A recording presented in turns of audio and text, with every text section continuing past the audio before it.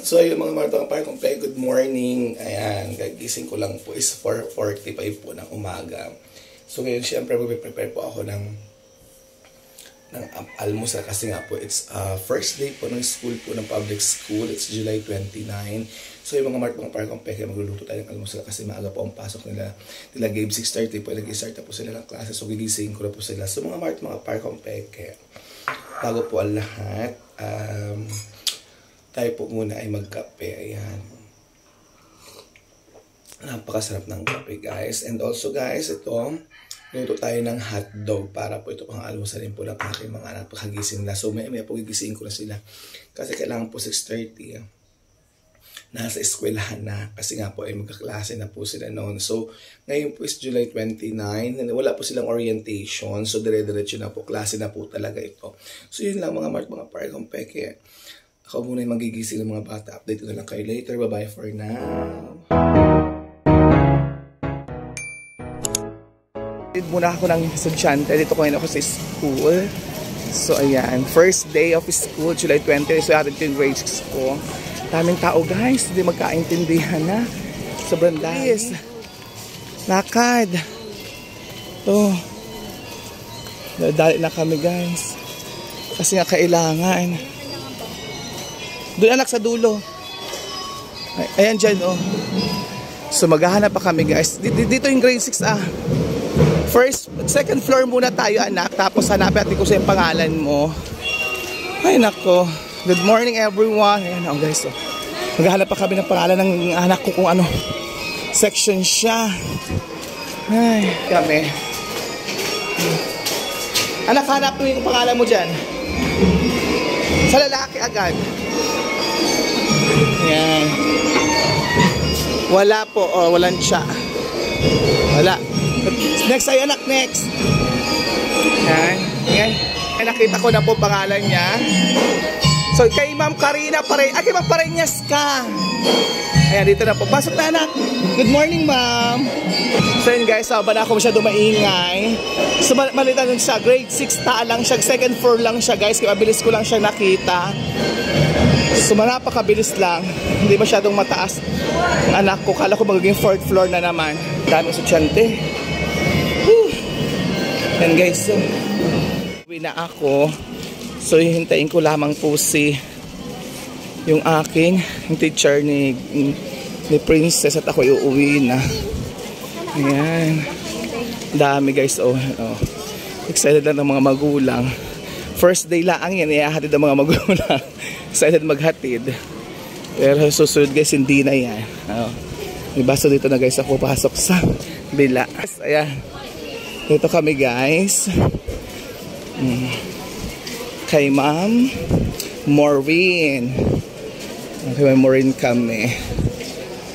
Ayan, dito kami.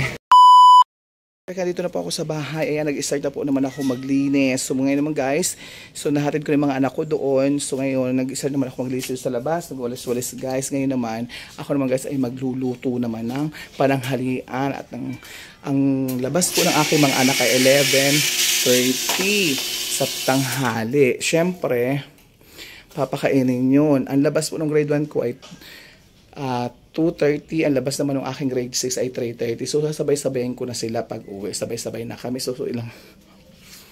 Ay, naku, ang hirap, guys. Balik na naman sa normal na gawain kong ito. So, but anyway, ako naman isa na yung nasa gitong gawain. Kaya mga martang parang peke, tara, samahan niyo ako. At ako naman, guys, ay magluluto. Bibili pala muna po ako ng...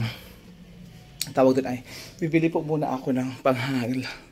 Law, guys, magtinola na lang ako. Bili ako ng sayote, malunggay, luya, sili. Ganyan, guys, yung mahalo ko. Kasi kailangan may gulay at may sabaw. First day of school, so umuulan pa dito. So kailangan fit na fit sa maulang panahon. So yun lang mga martang parang peke. Ako muna po ay bibili ng gulay. Parang peke, nagluluto na po ako ng ulam. Ayan, ito na tinola, guys. Tapos ito yung mga gulay. Kasi nagsasaing na ako. Yan, ready na yan. Awas na siya, guys. Diba? So, kailangan talaga magluto na kasi nga maaga. Ang oras na po natin is 9:34 na. Ayan, naliligo pa ako. Marami ko pang gagawin. Hindi lamang po ito. Yung mga martang parkong peke, update na lang kayo mamaya. Kung peke, handa na po ang mga baunan. Ayan. So, tinaob na natin. And also yung mga lalagayan. Kukunin pa natin guys yung para sama-sama sila. So, ilan po sila guys? 3. Ayan. So, 3 sila. Ito po ay kay Kuya Noel. 2 na yan. Kay Princess, kay Gabe. Ayan. So, yun lang mga matong para kung peke. Maingin naman yung tubig ko. So, ayan. Waiting for gisa guys. Ayan. Sinasangkot siya muna. Ko okay na yata to mga mare. Ayan. Okay na siya guys. So, papatay na natin. Ayan. So, after pulit ito, magpapahingal ako ng konti-konting oras. Ay! Bubita ako. Ba't pinatay ko nga pala, guys? So, after ito, guys, ako naman magpapahingal ng kahit konti-konting minuto or oras para maligo po naman. Kasi hanggang hapon na po ako doon. Pagkahatid ko, guys, ng pagkain nila, ang gagawin ko po is, papakainin po sila ng 11:40, papasok po sila ng 1 PM, so malayo din po kasing biyahe dito 25 minutes from mula po sa bahay hanggang doon po sa eskwelahan. So lalabas po yung grade 1 ko ng 2:30, so doon na po ako guys, kasi nga, tapos yung isa kong yung grades ko 3:30, so hintayin ko sa sayang pa po guys sa pamasahe, ayan. So, mabuti kung kami po susunduin ni Kuya, wala naman po. Yun lang mga martong para kong peke. So, ayan, luto na siya, may malunggay pa siya guys, diba? So, ayan, papatayin na natin siya kasi baka masyadong luwambot yung sayote. Yun lang mga martong para kong peke. Babeta ko po naman magpapaypa ko po yung maliligo pa. Para kong peke, ayan, magdadala na po ako ng pagkain ng aking mga anak. So, kumagatid na po ako ng pagkain.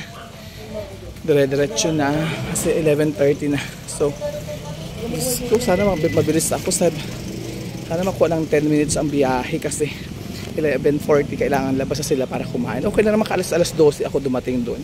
Papakainin ko sila kasi alauna naman po ang pasok balik sa classroom.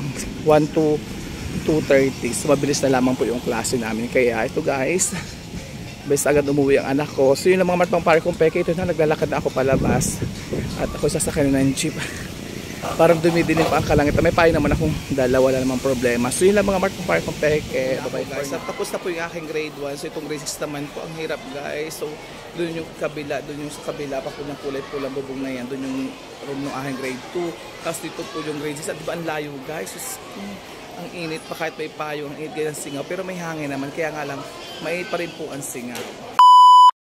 So, nakawala po ako. So, galing school. So, yung anak ko po, ibiglang sumakit ang ulo. Yung po pala ay, kaya pala masakit ang ulo niya guys. May sidat po pala, sabi ng teacher. So, pinagpaalam ko po muna. Tapos yun, umuwi na po muna kami kasi nga po is,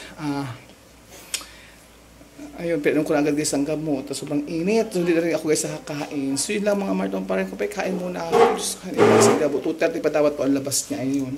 Napaagat masakit ang ulo nila. Kaya pala po kayo ng umaga sumuka yun. So, nagugutom na ako guys. Kain muna ako. Tara mga martong parang kong peke. Alauna na. Kakain na muna ako. Baba. Thanks for watching.